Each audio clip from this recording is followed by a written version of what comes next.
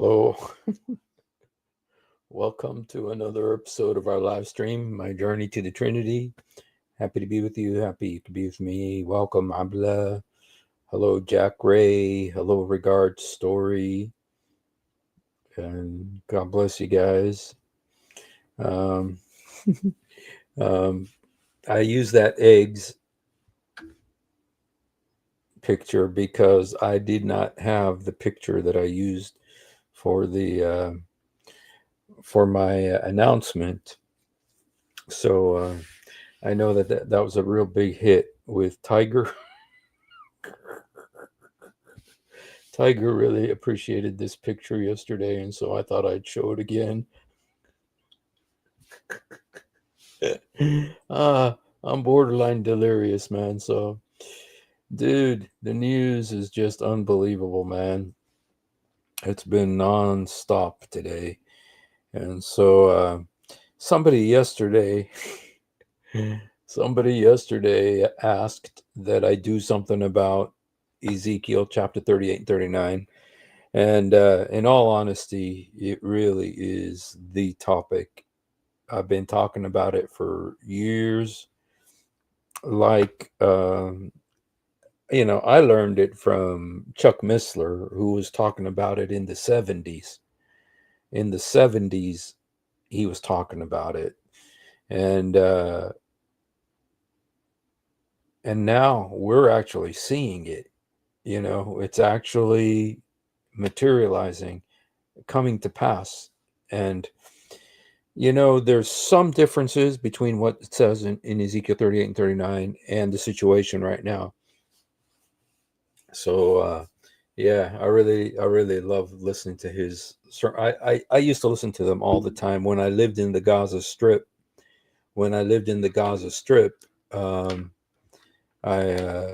I really wanted to listen to English preaching, and so because of that, I started listening to Chuck Missler again. I mean, I used to listen to him when I was a new believer.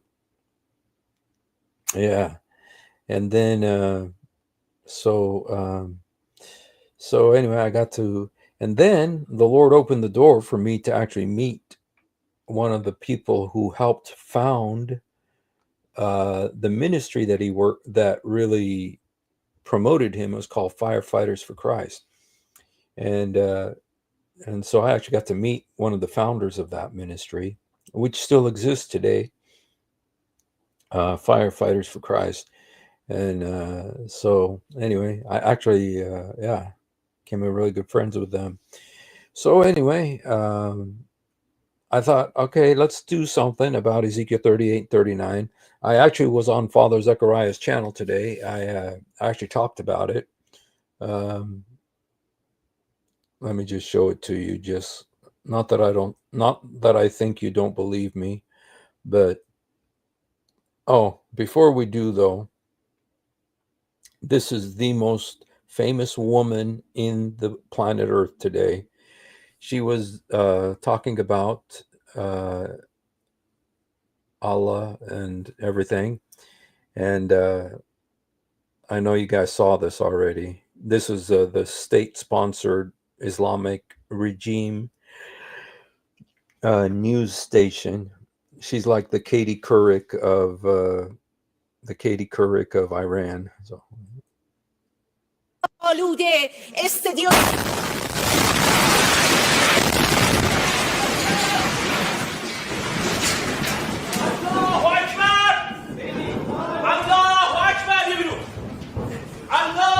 صدای متجاوز به خاک وطن، صدای متجاوز به صدای حق و حقیقت است.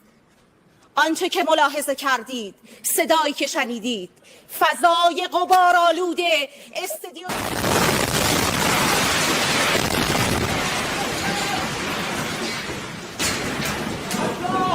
This one doesn't have the sound effects. You really need the sound effects with that. Let me see if I could. Mr. Wonderful here.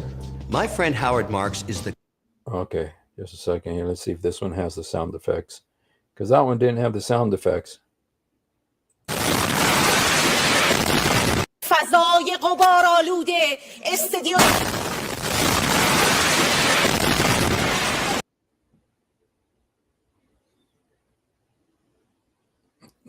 see if this one has it. The Iranian BBC. state TV has been hit by an Israeli strike in the last few hours. Dramatic pictures. It caused the channel to go off air altogether. And in the last half hour, Iran has condemned that attack as a war crime.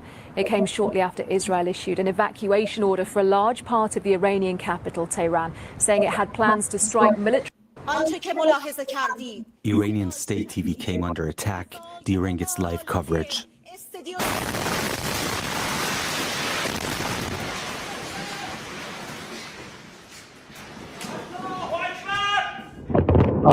They really Iran's tried capital to, has been under hit.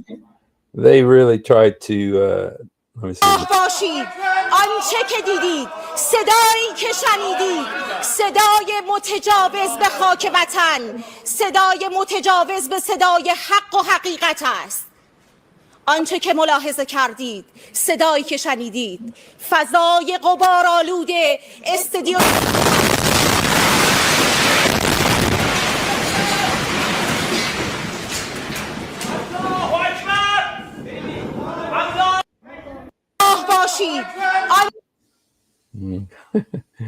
I mean, you got to hear the sound effects in the background. I don't know why they don't show the whole thing. Here, okay, let me see this one. Yeah. آنچه که ملاحظه کردید صدایی که شنیدید Okay, this one has the translation. So آنچه که ملاحظه کردید what you saw, the sound you heard, صدایی که شنیدید فضای was the smoky atmosphere غبارآلود استودیو of the studio.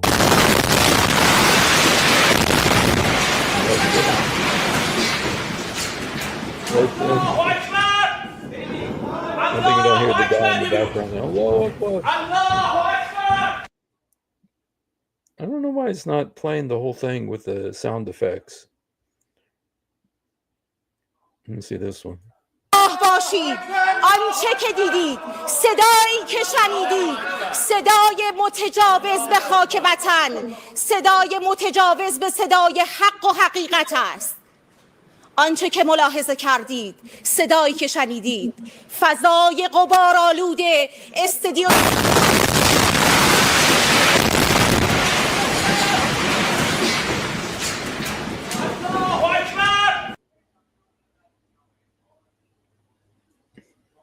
You know, when I saw that, I'm thinking, you know what? You should not talk against the true and living God. You should not speak against the true and I'm living Nicole God. Hockley. And when you do, he has the upper hand. So استودیو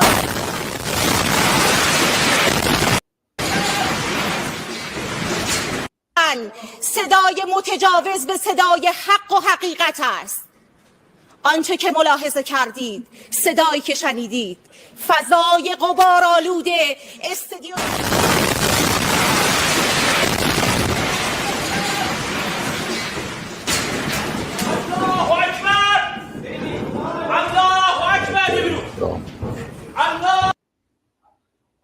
let me see if this one has it. 2 hours ago, Israel's military announced it was currently striking surface-to-surface building.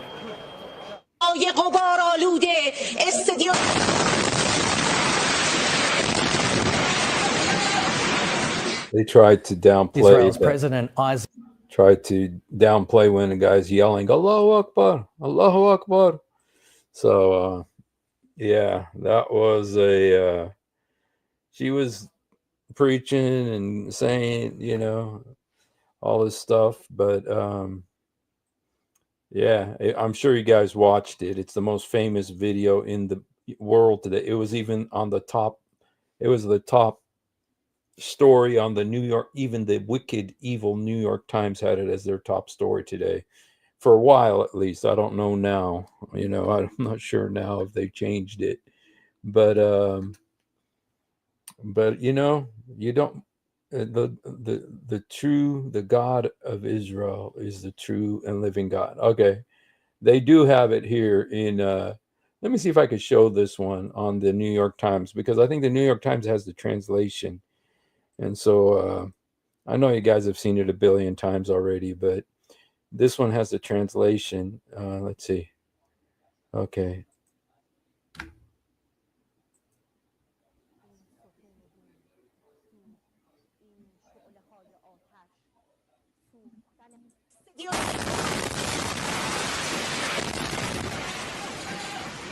You see, they downplay the part where the guys are yelling, Allahu Akbar, Allahu Akbar. So, well, anyway, I'm sure you guys saw it. So, yeah. So, some things that I'm concerned about, some things that I'm worried about. Number one, a dirty bomb. Now, a dirty bomb is a bomb with the plutonium, with the ingredients of a nuclear bomb, but it's not a completely nuclear bomb. But it's called the dirty bomb. And so I'm concerned that someone might that Iran might use one of those. And so, you know, another thing I'm concerned about is China or Russia getting involved. Now, I don't know if they would be brave enough to do that, but that is something that worries me, is that Russia or China will get involved. And I'm not sure. It was very weird today. Trump went to the G7 meeting in Canada with all the top leaders of the most powerful democracies: France, England, Italy, Germany, Canada, and the US. And then he was supposed to stay until tomorrow, but he got up to leave today. And he said when he got up to leave, first of all, he warned everybody. Yes, I really believe that. He warned everybody in Tehran to evacuate Tehran. What does that mean? And then he said to gather the National Security Council when he goes back to Washington. So I don't know. I don't know what's going on. Then South Korea told all its citizens to leave Iran. Do they know something? Yeah. So anyway, it's really it's a very unbelievable time. We are seeing unbelievable unbelievable things right now, you guys. And you know, so somebody yesterday asked me if I would do something about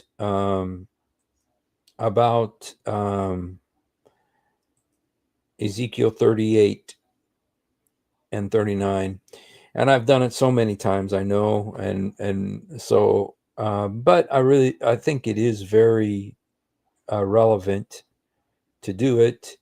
And so let me go ahead and see if I can make this bigger here. Let me just show you, first of all, these.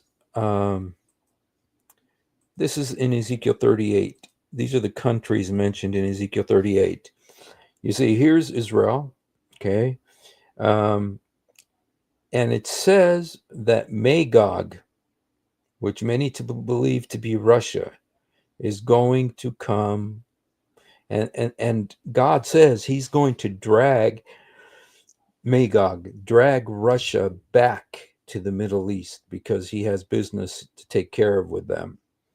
And so, because Russia is in Syria right now, but it's nowhere near what it was before. And, their big patron in Syria was Bashar al-Assad, and he's hiding in Russia right now, while Syria is being controlled by a former Al-Qaeda prince. And but in Ezekiel, it talks about God bringing Russia back. And there's a series of nations that come with her, with Russia. The first one is Persia, which is Iran. The second one is Put, which is Libya. Third is Cush, which is Sudan and Somalia. And so you have all of these countries here mentioned in Ezekiel 38. And then, so I just want to kind of give you there that map to look at to kind of understand the geography of Ezekiel 38. Let's look at Ezekiel 38. I'm not going to spend a lot of time in Ezekiel 38. I'm going to spend more time in Ezekiel 39.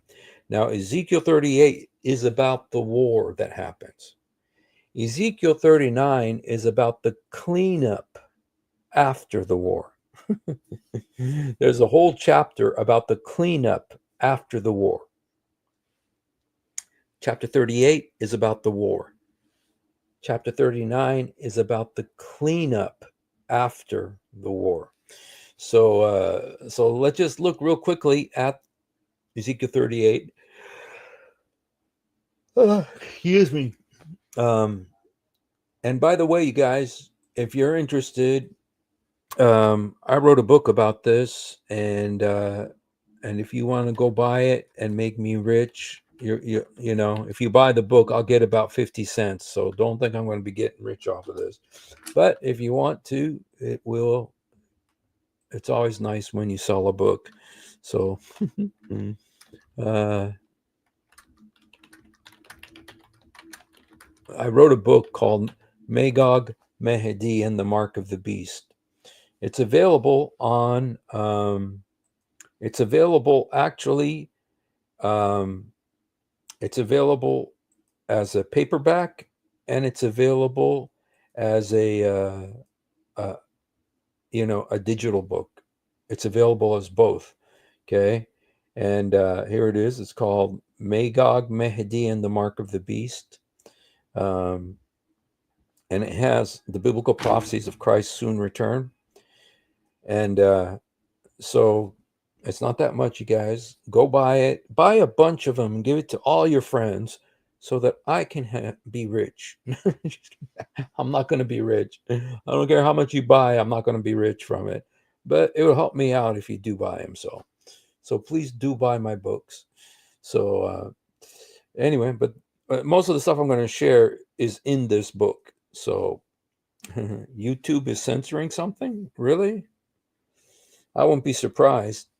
They are always censor, especially Christian stuff. Oh, you want to buy? Okay. I'm going to be talking about some of the stuff in the book too. By the way, for those of you who are interested, I have a bunch of books. I have many books. And this is one of them, but I also have this other book, which I just,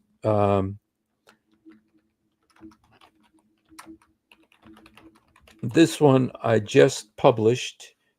No, I didn't just publish it. I mean, I had it before, but it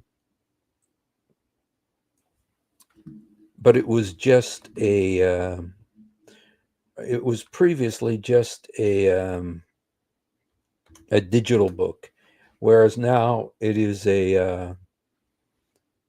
available as a paperback as well. It's called 1,001 Days. And this has true stories of Muslims who've come to the Lord. And it also is told in a similar to the 1001 Nights. Remember the book 1001 Nights? But this is called 1,001 Days. 1,001 Nights is it's kind of like the Arabian Nights. That's where you get the stories of Sinbad, the sailor, and all those. They all come from the 1,001 Nights. So, okay. Well, you know what? I found something else, you guys. I know I've told you this before, that I think the show I Dream of Jeannie. Remember, I don't know if you guys remember the show I Dream of Jeannie, but the the show I Dream of Jeannie was real popular in the 70s, 60s, and 70s. And you know, it's about a genie, a guy who finds a genie, and then oops, is this right?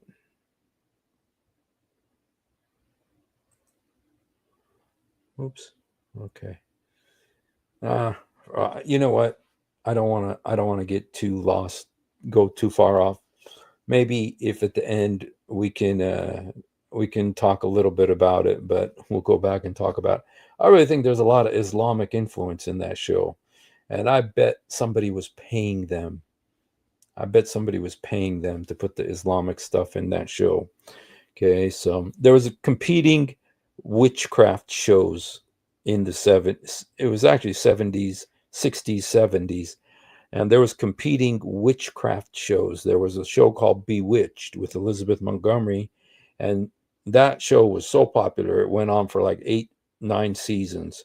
Had Elizabeth Montgomery as Samantha Stevens and her husband. And they were married. And she was a witch. And she could do magic by twitching her nose. And then there was a competing show called I Dream of Jeannie. This is with Barbara Eden. And, you know, this guy finds a genie on the beach, a bottle. He opens it and the genie comes out. And she's extremely, Darwood, yes. She's extremely, and you know, genie, you guys, comes from the Islamic jinn. Genie is the Islamic jinn. And so, and there's an episode where they go to Mecca and they've got to do all these, they got to go to the minaret in Mecca to break this magic off of Genie. And he's got to do this thing with his hand toward the mosque in Mecca. I bet Muslims paid for that. You know, I bet that was anyway. Both of them are wicked. Both of them are evil about magic and demonic stuff. But exactly, both of them are. And I don't think they ever talked about God on those shows, or they may have talked about Allah. Anyway, so I found something today. Maybe I'll show it at the end of the show. But anyway, today I was just want to talk a little bit about Ezekiel 30, 38, and 39. Let's just look at it real quickly because I know I've done it before, but it's very relevant right now. So, but don't forget that I got a book. Okay, Amazon 1,000. Where'd it go?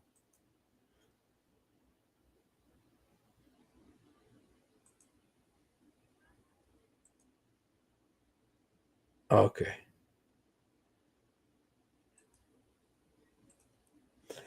Yeah. I actually talked about this on Father Zechariah's program today. Okay. The word of the Lord came to me. This is Ezekiel 38, Son of Man. Now, interesting, Ezekiel's always called Son of Man. He's the only one who's really, I mean, it's used all the time. I think it's prophetic of Jesus here. Set your face against Gog of the land of Magog. So the leader is Gog. Magog is the land. The chief prince of Meshech and Tubal. Okay. And he's also, there's, what version is this? New International? I wonder if I put in the King James version, if it would be a little bit, okay. And it says, face against Magog, Meshech. There's a lot of research, like from Herodotus and historically, that Magog is Russia. It was a land beyond the Caucasus Mountains. And that's what Herodotus said. He's like the father of history, Greek and stuff. So, and Meshech is believed to be Moscow. Tubal, believed to be Tobolsky. All these are cities in Russia. And say, thus saith the Lord thy God. the Lord God, behold, I am against you, O Gog, chief prince of Tubal and Meshech. And here is where, and I will turn you back and put hooks in your jaws and bring you forth, okay, with all your horsemen, okay. So God is saying to Russia, I'm going to bring you back. Russia was very involved in the Middle East, especially when your President Obama, Muslim Brotherhood Obama, Obama went and told Syria, but Bashar al-Assad, don't you dare use chemical weapons against your people. That's a red line with Barack Obama. And, Bashar al-Assad went ahead and used chemical weapons against his people. And Barack Obama, as expected from a Democrat, did absolutely nothing. He did nothing. But who did do something? Putin did something. And so essentially, Obama kind of gave Syria to Putin, to the Russians. But especially with Bashar al-Assad, the leader, who was very sympathetic to Russia. And but now that president has been kicked out of Syria. And so Russia is not as involved in Syria as it was before. And plus, Russia's real busy with the Ukraine. But here, God says, I'm going to put a hook in your nose and drag you back. So don't be surprised if you see Russia coming back to Syria. Okay. And, but he doesn't come alone. He comes with a group of nations. Who's the group of nations? Persia, the first nation, Persia, which is Iran, Ethiopia, Libya with them, shield and helmet. Also, Gomer, which some people believe to be Germany, Togarma, which could be Azerbaijan or Armenia, the North Quarters, and all the bands. Be prepared, prepare yourself, and all thy company that are with you. Be a guard. And it's interesting, be a guard unto them, because a lot of these countries, they used to be part of the Soviet Union. And so Russia was a guard unto them, in a sense. And he's still, through their diplomatic relations, that Russia is kind of a guard. You know, they're kind of under the nuclear umbrella of Russia. Okay. But Ezekiel wrote this 3,000 years ago. Okay. And then it says, you shall come up like a storm and cover the land, you and the people with you. Okay. Thus says the Lord thy God, it shall come to pass, okay, that an evil thought will come into your mind. So when Russia is in Syria, an evil thought enters their mind. What is the evil thought? It says, I will go up to them that are rest and dwell safely, all them dwelling without walls and having no bars, no gates. It's talking about Israel. Specifically says this is about Israel. To a people who are gathered out of the nations. Okay. And they're going to take the spoils. And then there is another group of nations. There's two groups of nations. There's the attacking nation, which is Magog, Russia with Persia. And there's another nation, a group of nations. The second group of nations is Sheba and Dedan, which is like Saudi Arabia and the Arabian Peninsula, and the merchants of Tarshish, with the young lions thereof. Who is Tarshish? We've talked about this a lot. There's a lot of theories about who they are. I believe they are England. Okay, because it's a country famous for ships, and it was very famous. England was very famous for their navy. Some of the best sailors in the world. And they had the most powerful navy, to where they used to say that the sun never sets on the British Empire. They controlled such a big chunks of the planet. And so England, I believe, is Tarshish. And it's interesting. It's not the teachers of Tarshish or the scientists of Tarshish or the astrologers of Tarshish or the preachers of Tarshish. It's the merchants of Tarshish. Why? because England's interest in Saudi Arabia is purely economic. Why? Because they need their oil. So it's the merchants. They're the ones who are. And so this is what Ezekiel predicted 3,000 years ago. With the young lions. Who are the young lions of England? Young lions means England's children. That would be Australia, Canada, and the number one child of England, the United States of America. And right now, the United States of America is on the side of Saudi Arabia with the Sunni Muslims against Russia and Persia with the Shiite Muslims. And so the alliances of nations that are actually in the world today was predicted by Ezekiel 3,000 years ago. Okay. And I'm not just making this up, you guys. We're not just guessing this means that and this means that. For instance, Persia is actually named by name. Israel is named by name. Okay. As is Ethiopia, as is Put, which is Libya, Kush, which is Somalia and Sudan. And but America and Saudi Arabia are not going to do anything to defend Israel. I see, which is something that makes you think, well, that's not really like it is today, because America is standing with Israel right now. But you know what? This attack that Israel did against Iran, America was not involved with it. It was solely Israel's prerogative. They're the ones who did this.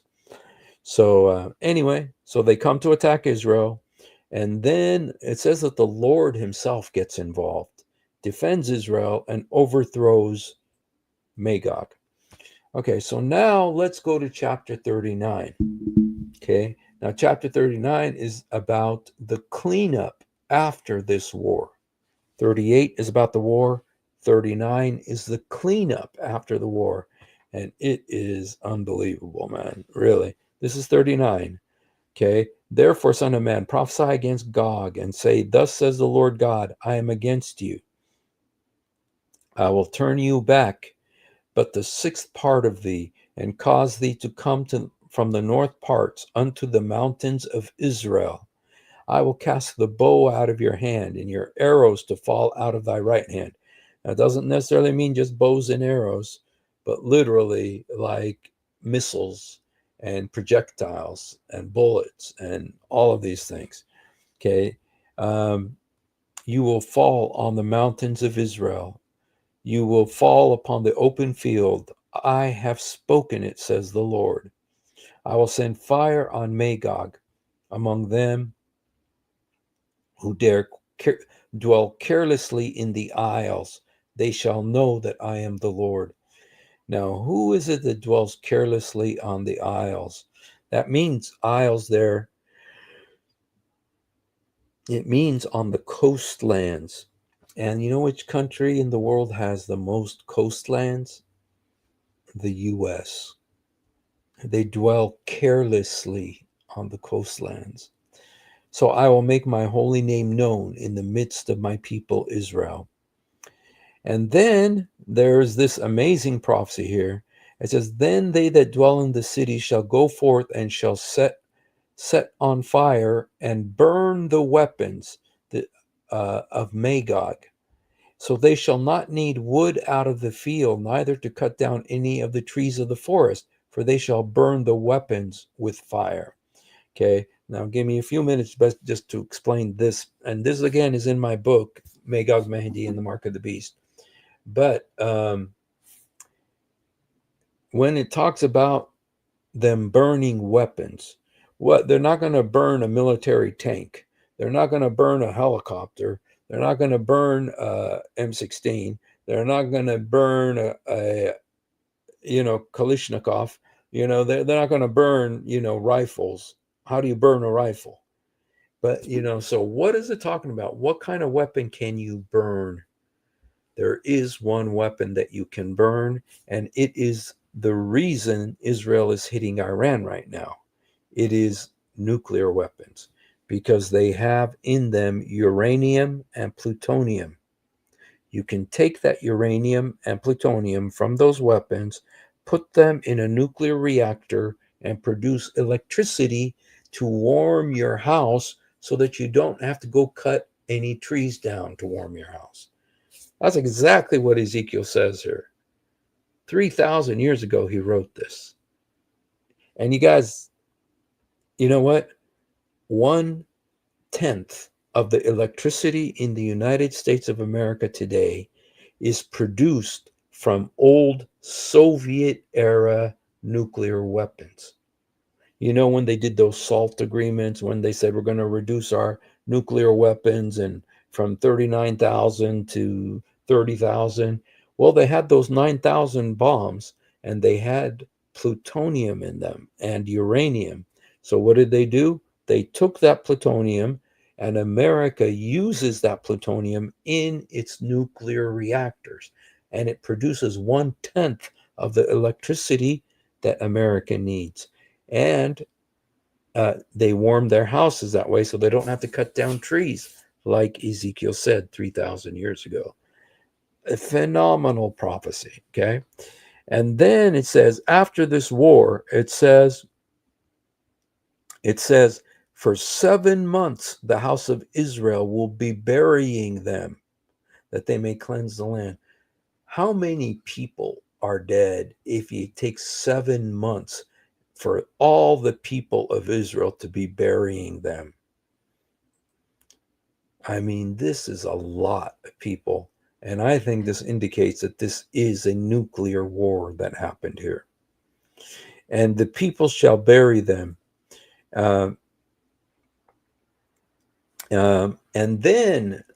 then it says, they shall sever out men of continual employment passing through the land to bury with the passengers those who remain upon the face of the earth. At the end of 7 months, for 7 months they're going to search, but they're going to have actually professional people to bury these people also. And why is that? Because if there was a nuclear war, these bodies are contaminated with nuclear radiation.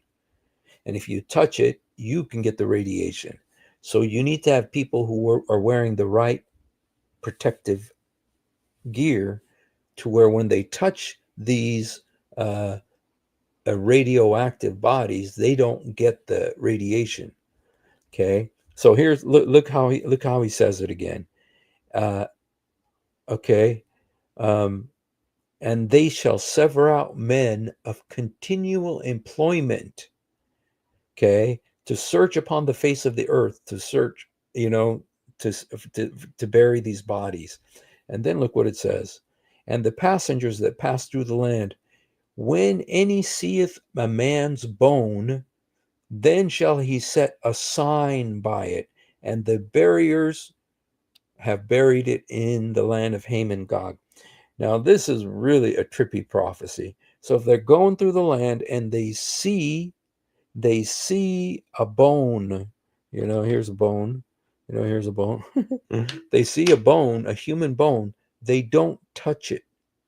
What they do is they make a sign, like a little sign like this, and they write on it, not in Arabic, but in English, and say, this is a human bone, and they put it next to the bone. And then those people who are wearing the white suits, they come and take it and bury it. Now, why don't they just bury it? Because of the nuclear radiation. They cannot touch the body. So they let these professional people come and bury it. You guys, Ezekiel wrote this 3,000 years ago. That's amazing. Okay. Emmanuel, Pinky is not a woman. Okay. Now, we've talked about this before, and Pinky has really dealt with issues. Okay. It's kind of a, dysphoria, that you're reinforcing with comments like this. Okay. And, I'm not trying to be a jerk.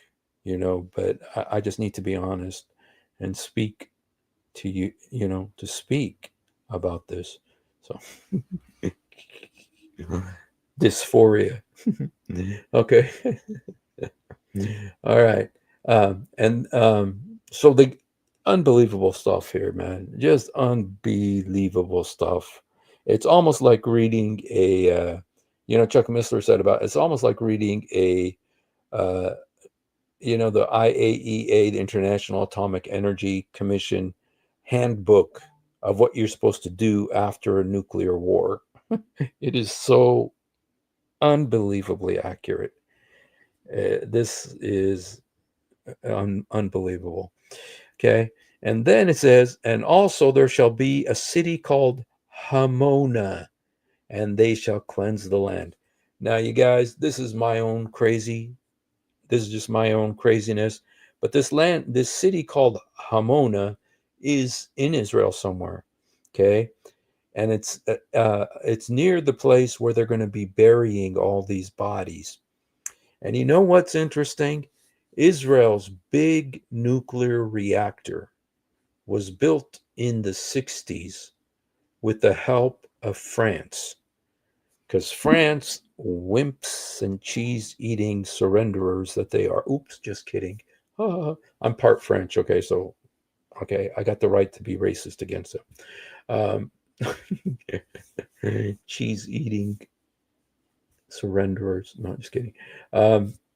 Well, what happened once is in 1956, there was a war. France was involved, and France was wimping out in Egypt. And so Israel came to their rescue and helped them at the Suez Canal. So So France owed Israel a favor because Israel helped them when they were fighting the Egyptians. And so what the president, Shimon Peres, he was a young guy back then. He became prime minister, I believe,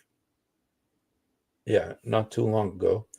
And Shimon Peres went and talked to France and said to France, you know what, France, you owe us because we fought for you in Egypt. And France, even though they're a bunch of cheese-eating, surrendering peoples, not just kidding, even though they are, when Israel came, they said, you're right, we do owe you. And so France said, what do you want us to give you, Israel? Israel said, we want a nuclear reactor. Okay. And so France went and built a nuclear reactor for Israel. And where is that nuclear reactor? It's in a city called Dimona. Dimona. This city here is called Hamona, but the city where the nuclear reactor is, it's in Beersheba, in the desert, in the Negev desert, and it's called Dimona, and it's all underground, and 6 stories underground. And John F. Kennedy, when he got wind of it, he called the Prime Minister of Israel. He said, hey, dude, what are you guys doing over there? What are you building underground over there? And Israel said, we're making a textile factory because we want to make clothes, different colored clothes. They lied. And you know what they did? America sent some nuclear inspectors. Well, what they did is they sealed all of the elevators and everything to where when the Americans went, they went to the Dimona nuclear reactor and they saw everything.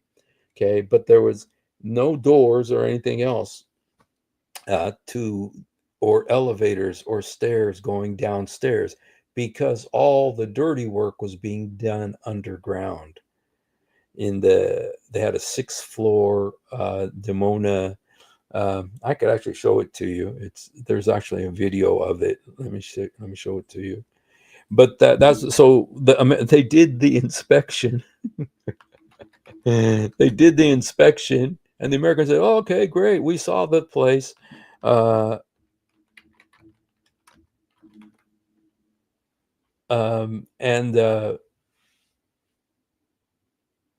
so the America was happy, and they went home, told JFK, yeah, everything's cool, even though they did not see what's underground. And you guys, what's going on now in Iran? Everything is underground. Who did they learn from? They learned from Israel. So, okay, this is the Dimona nuclear. At Dimona is widely understood to house the facilities used to produce Israel's weapons-grade fissile materials.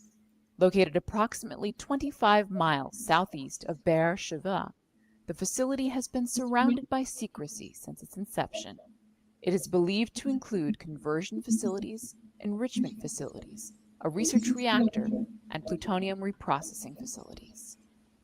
In September 1957, France secretly agreed to construct a reactor at Dimona. A natural uranium-fueled, heavy water moderated design, the agency safeguard. When the facility's existence became, quote, designed exclusively that Israel was constructing in December 1960, Prime Minister Ben-Gurion disclosed to the Knesset that Israel was constructing a 24-megawatt thermal nuclear reactor, quote, designed exclusively for peaceful purposes, end quote. As a confidence-building measure, Israel agreed to allow the U.S. government to inspect the reactor in May 1961, and on a yearly basis from 1964 to 1969. But inspectors' access was heavily restricted.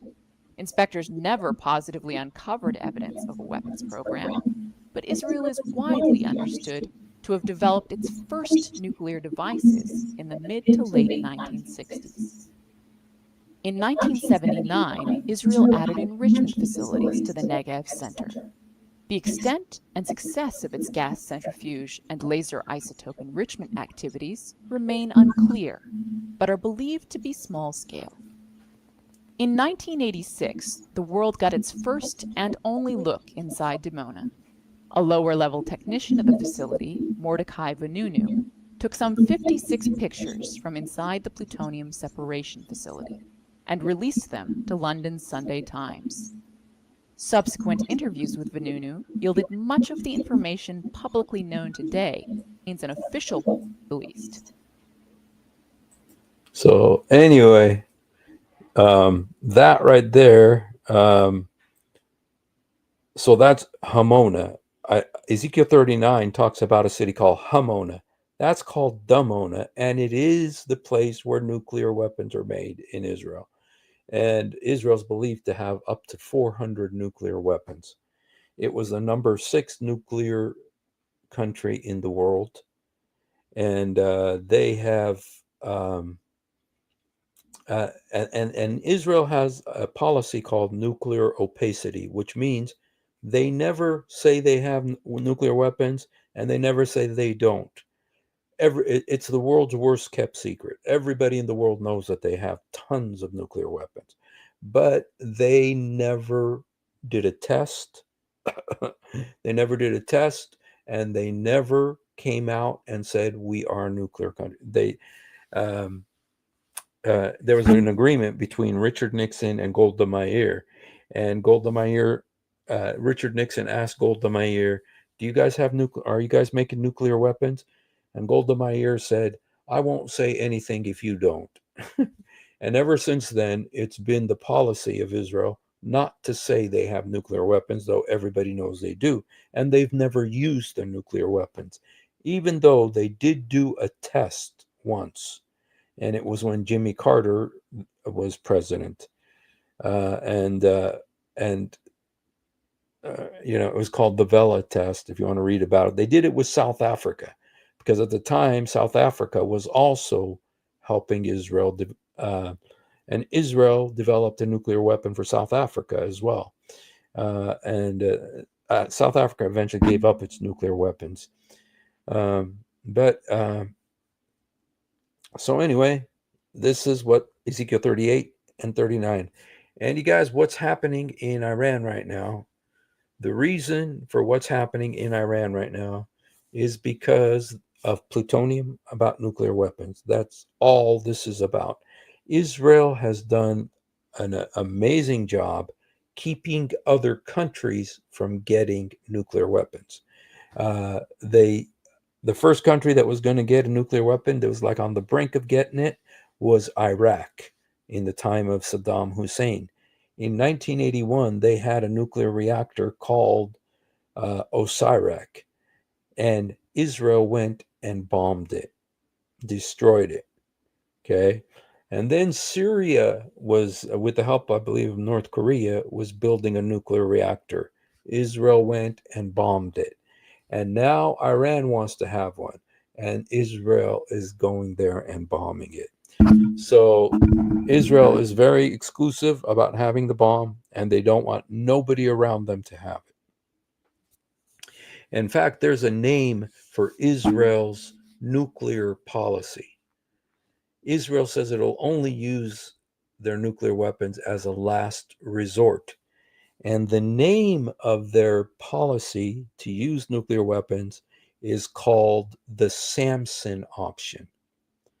The Samson option, which is when Samson was dying in the temple, and he pulled down the temple pillars and he said, "Let me die with my enemies.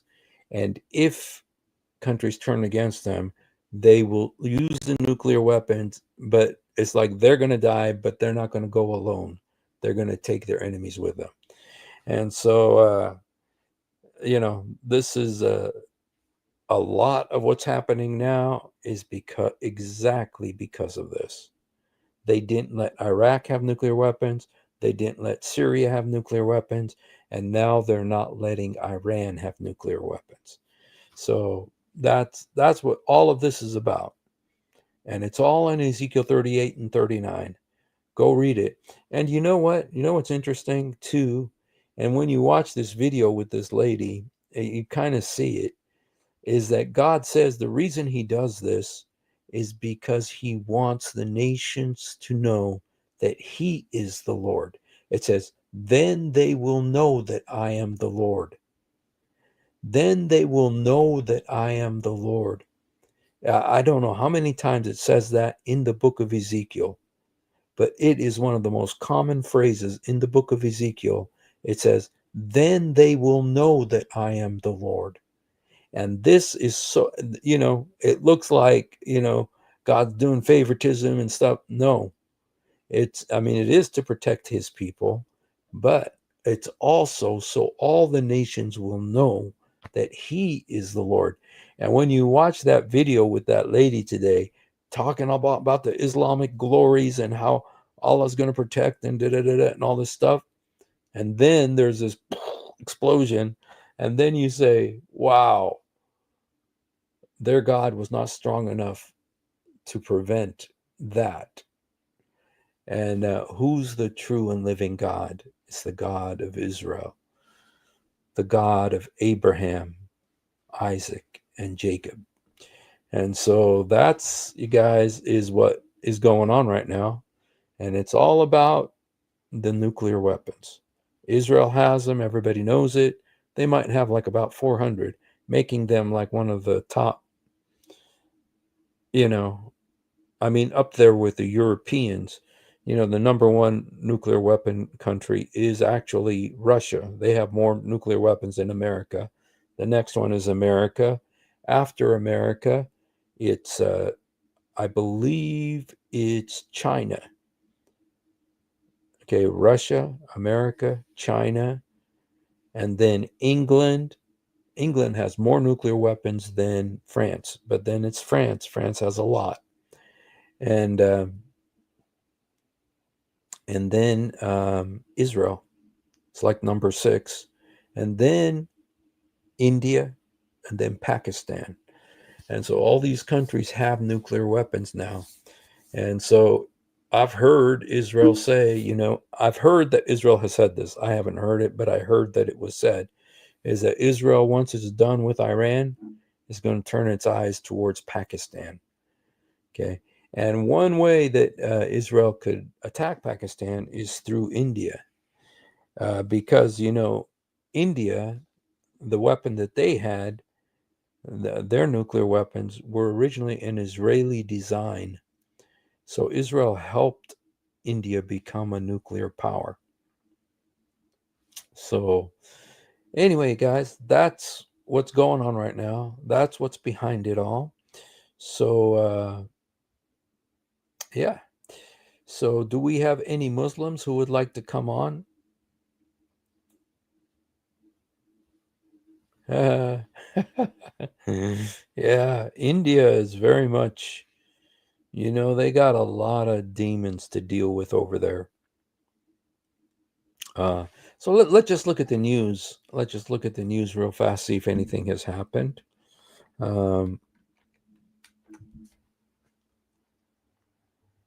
Okay, let's just look at the news, see what's going on now. It's been a crazy day, super crazy. Okay, so IDF kills Iranian general Ali Shademani days after striking predecessor. Okay, Khatem al-Anbiya. Khatem al-Anbiya. That means the seal of the prophets.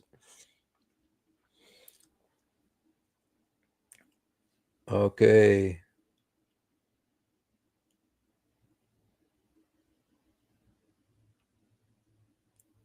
Okay, so this is what's going on right now, you guys. All right. Do we have any Muslims who would like to come on and talk with us? I have a question, if there's any Muslims.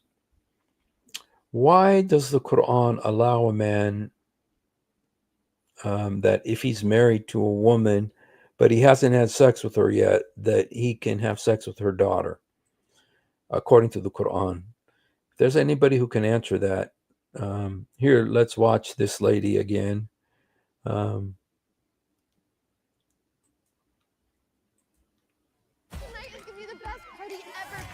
June 20th. Sorry to interrupt the happy occasion. We're gonna save everybody.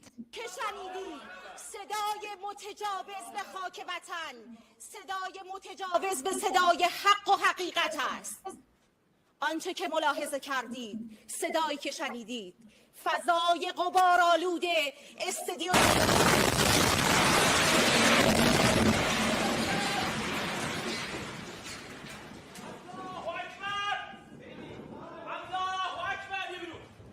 You can't hear the guys saying Allahu Akbar in the background there. But boom. The God of Israel is mighty. The God of Israel knows no defeat. He leads his people into battle. Before him, his enemies must flee. So, all right, you guys. Well, if there's any Muslims who would like to come on, just tell me and we'll bring you on.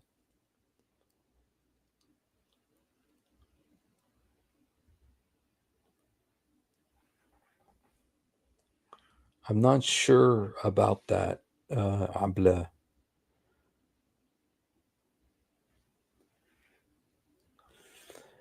All right, you guys. Well, if there isn't, I am going to go ahead and call it a night then. I hope they're scared. I hope they'll come to the Lord Jesus. We love the Muslims. We want them to get saved. We love the Jews. We want them to get saved too, because they're not saved either. So, all right. Well, thank you guys for hanging out and scared of Pinky. There's nothing to be afraid of, Houston, okay? Pinky is not scary for people to be scared of Pinky. Pinky tries hard to relate. And sometimes when we speak words like that, we direct words at Pinky like that. Sometimes those words, you know what it does is it creates barriers around Pinky, making it harder to break through his own insecurities that he's been lugging around for years. I'll just say it, for years. And then he hears words like that, and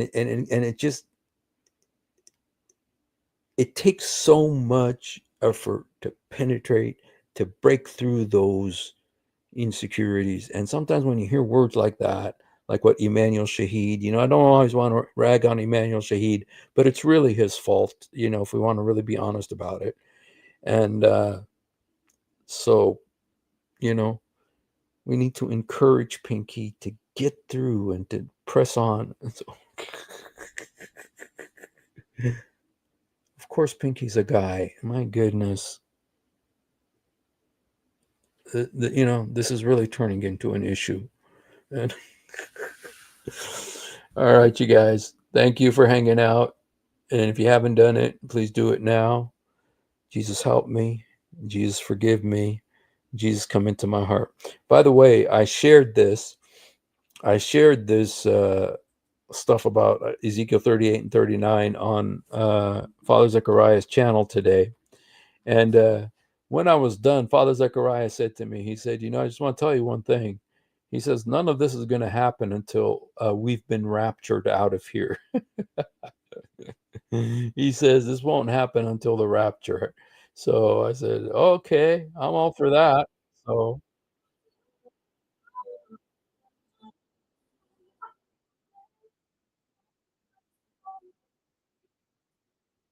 let me see if I can show you how I was on Father Zechariah's program today.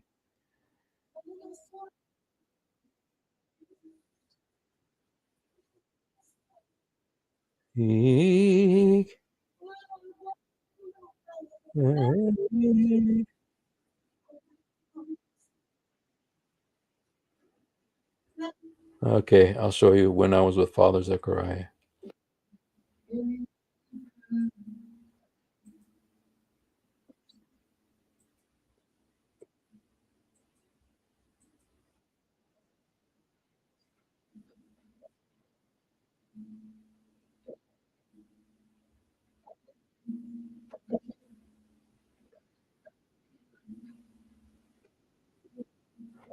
Okay, I'm not able to find the part that I'm on, but I'm sure you guys believe me. So anyway, I was on Father Zechariah's program, and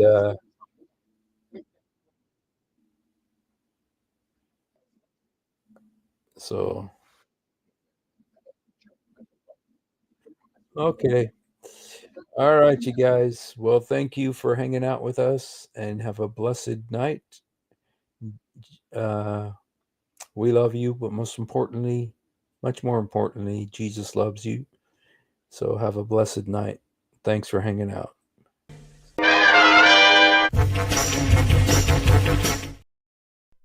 If you have ever wondered why dull apologists lie so much, it's because on a rare occasion that they tell the truth, this happens. One of the reasons I accepted Islam was the scientific miracles.